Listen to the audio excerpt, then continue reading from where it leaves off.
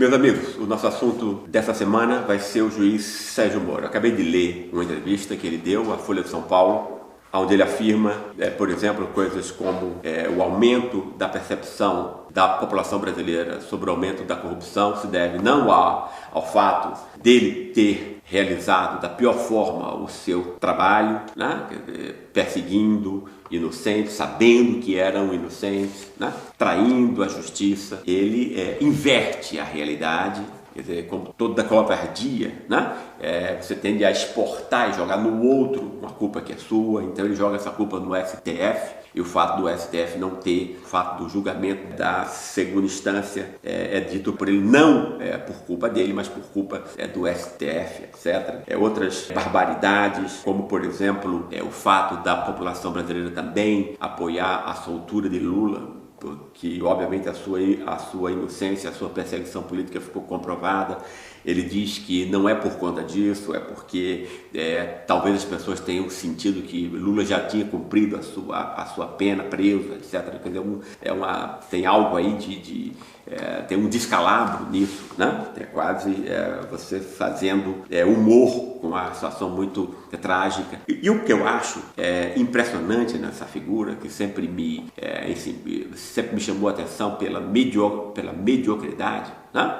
As pessoas normalmente chamam a atenção em cada uma das suas áreas pela sua inteligência peculiar, particular, naquele campo específico de ação, né? Moro jamais teve isso, né? O único texto que Moro tem é um texto onde ele apoia a colonização da justiça pela política, né? Com o uso de meios de comunicação para manipular a opinião pública em dada direção. Isso é dito nesse texto, o único texto que ficou conhecido dele. Então ele é um jurista que, né, apoia a destruição do próprio direito, porque a construção histórica do direito é exatamente, né, uma tentativa, os procedimentos no direito, por exemplo, a proteção, a defesa, a presunção de inocência, todas as coisas que Moro atacou, Moro, a Rede Globo, etc., é exatamente o que forma o quê? A noção de justiça jurídica. A concepção de justiça está envolvida no direito, ela é procedural, né? Ou seja, esse procedimento vai ser observado por todas as pessoas, universalmente, mesmo aquelas que você não goste, mesmo para o seu inimigo. É isso que faz o direito ser justo. E é exatamente isso que ele ataca. Quer dizer, veja que tipo de jurista a gente está tratando aqui, né? Ou seja, e esse homem inferior, medíocre, tem o apoio, é isso que é espantoso, né? Ainda o apoio de muita gente no Brasil. Ele tem uma popularidade, ele é o ministro mais popular, claro, que é um governo extremamente específico, né? O próprio presidente está perdendo popularidade, né? Tem, eu acho que 30% ainda, não é isso?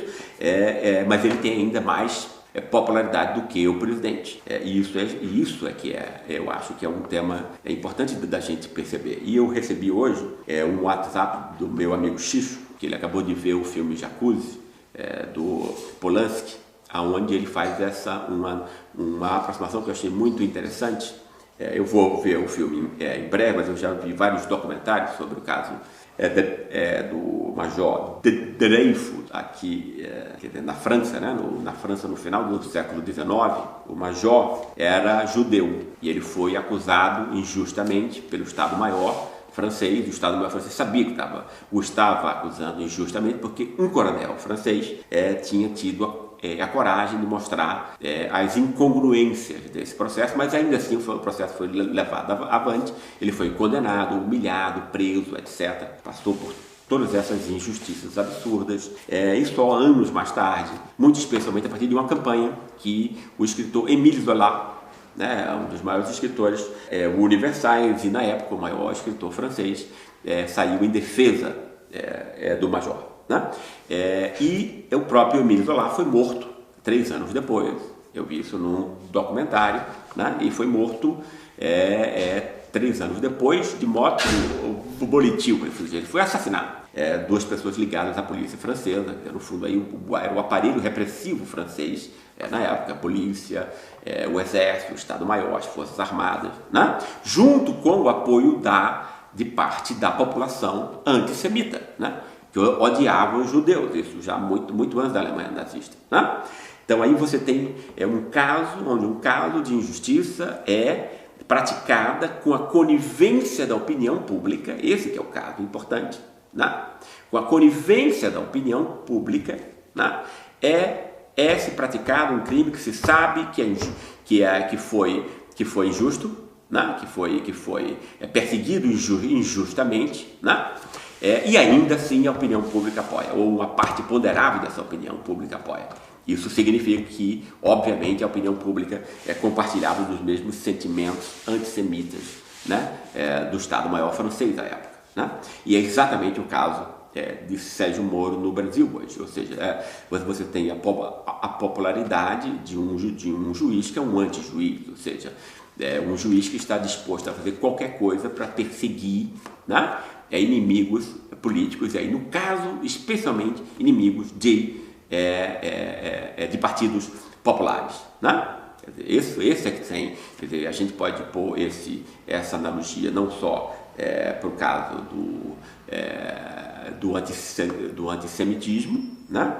No caso francês, que o Émile Zola ataca, né? Mas você pode ter o mesmo caso no Brasil também, com a queda de Getúlio Vargas e a forma como Carlos Lacerda, também com a ajuda da imprensa, né? Com acusações infundadas, de um modo muito semelhante como funcionou a Lava Jato, depois ainda, obviamente, sem o comprometimento do sistema de justiça, que é isso que torna a coisa muito mais, enfim, muito mais maldosa, muito mais insidiosa, né?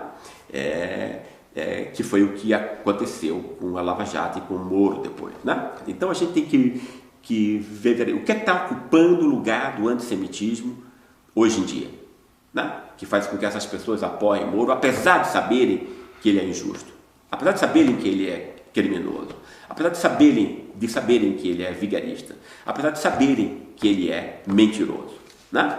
Quer dizer, todas essas, as pessoas sabem em última instância que ele é assim, mas ainda assim concordam com o que ele fez, né? O que foi que ele fez, né? O que é que liga essa grande parte da opinião pública à popularidade de um juiz injusto, de um juiz perseguidor, né? De um juiz absurdo como o Moro é. Então, o que é? Eu não acredito que no caso brasileiro seja o antissemitismo, né? Por outras razões. A gente pode em um outro dia examinar as causas disso aqui, mas certamente não o antissemitismo, obviamente, até porque não foi condenado nenhum, quer dizer, Lula não é judeu, né? Então, o que está por trás disso? Esse é que é o ponto, né? E aí, obviamente, os candidatos, são racismo de classe, racismo racial, né? Ou seja, a gente está numa sociedade racista que não se vê como tal, não se critica como tal, não é isso? E eu acho que esse é o principal desafio da sociedade brasileira hoje e para o seu futuro, que é exatamente criticar o seu racismo, né? Quer dizer, de pessoas que estão a favor da injustiça, do ódio, da perseguição, né? Que estão inclusive a favor da própria destruição do patrimônio nacional, que vai fazê-las perder oportunidades, vai fazer com que os seus filhos não tenham oportunidade no futuro, né? Como, por exemplo, tem um governo que não investe em ciência e educação, né? Um governo que não investe em ciência e educação, como o atual, significa que a classe média e todas as outras classes não vão ter nenhum futuro, né? Numa sociedade que é definida pelo uso do conhecimento e da tecnologia, né? Quer dizer, por que essas pessoas apoiam, então, né? Quer dizer, esse ponto é extremamente importante, que faz com que o racismo, ou seja, essa necessidade de se sentir superior a alguém, né? Quer dizer, essa necessidade humana que é tão importante quanto a sobrevivência material, como eu sempre digo, né? Esse ódio, essa necessidade de você desprezar o outro, de você se sentir melhor, se distinguir, né? Isso é tão importante nos seres humanos quando você não critica, claro. Né? Isso é uma ameaça para cada um de nós. Né? Mas você tem que criticar, você tem que se distanciar disso para você poder ser maior do que isso, se controlar disso. Né? E isso só é feito com debate. Isso é feito com debate público. Isso só é feito com o encontro de opiniões, como, por exemplo, num caso muito importante para mim sempre, como a Alemanha fez muito corajosamente com o fascismo, ou seja, os alemães se admitem fascistas para poderem fazer isso. Né? A tradição é toda fascista, então você tem que deixar de ter. Agora, no Brasil a gente nunca fez isso, né? A gente nunca teve admissão, né? Das consequências da escravidão, do ódio aos negros, né? Quer dizer, da absurda, né? Repressão a todas as expressões culturais das populações das periferias, pobres, etc., como o funk, as músicas, etc., que terminou nessa tragédia. Em Paraisópolis, etc. A gente viu depois, passou um vídeo aí de pessoas morando no Morumbi, achando que por que a polícia não limpa, né? É incrível isso, né?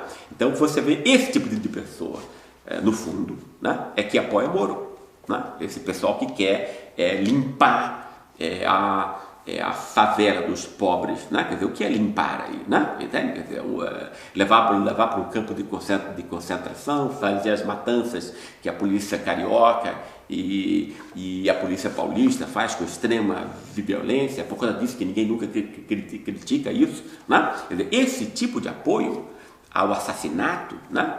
Ao assassinato de pobres e negros, etc., né? As pessoas que algumas expressam isso, né? Mas normalmente só expressam isso em reuniões de condomínio, como por exemplo nesse vídeo que saiu, ou então a boca pequena entre os familiares, né? Mas as pessoas têm vergonha de dizer isso em público, né? Então, quer dizer, algumas delas ao menos, né? Mas muitas estão perdendo esse medo, ou seja, essa raiva ao pobre, né? Que é pobre porque ele foi feito pobre, porque ele foi feito sem chances, porque ele foi esquecido, porque ele foi abandonado, porque ele foi perseguido, porque ele foi humilhado, porque ele foi retirado de todas as suas chances de reação. É por isso que alguém, né, continua pobre, é porque os outros fazem isso, né? Quer dizer, seja de uma forma, seja por ação ou seja por omissão. Então a culpa é sempre da sociedade, né?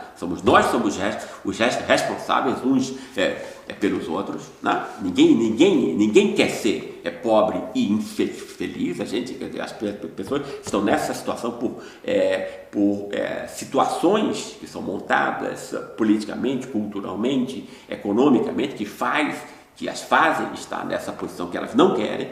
Não é isso?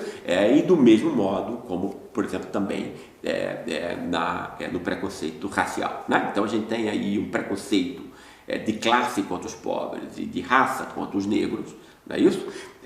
E obviamente Lula representa isso como ninguém, porque ele fez políticas de apoio tanto para um setor quanto para o outro, e ele próprio, né, como nordestino, mestiço, etc., encarna, né, em si, né, e tem o linguajar popular que mostra a sua origem, né? No fundo, o ódio, né? O ódio ao pobre, o ódio ao mestiço, o ódio ao negro e tal, é o que está por trás de quem apoia Moro, né?